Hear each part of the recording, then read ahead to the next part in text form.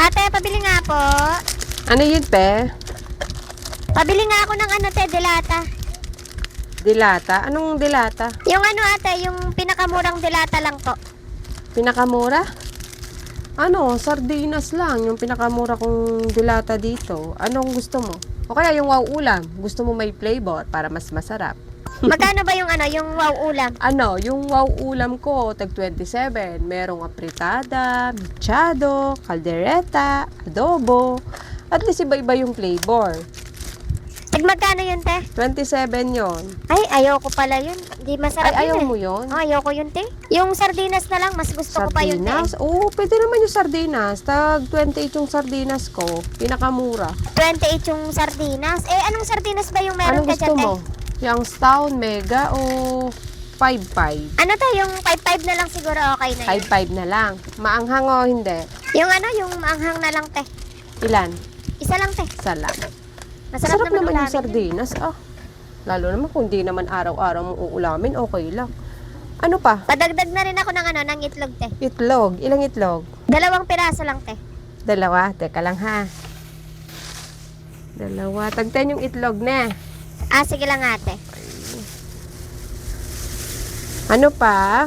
Padagdag na rin ako ng ano, te. Pansit canton na lang. Ano? Pansit canton. Pansit Canton. Anong Yung ano na lang. flavor? Sweet and spicy. Ilan?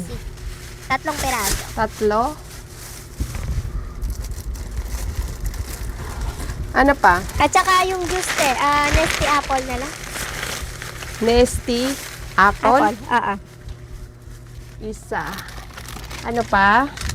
Skyflakes din po, ate. Skyflakes. Ano, yung plain lang? Plain lang. Ilan? 3 piraso din, ate. 3 din? Ano pa? Tsaka ano, te, pajibar na rin po. Pajibar. Pajibar? Anong flavor?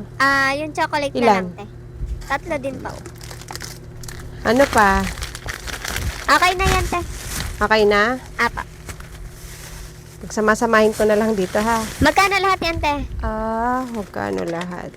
Wait lang. 18 times 3 plus 3 Skyflakes, 3 Pajibar, isang Nesty, isang 5-5, 2 egg.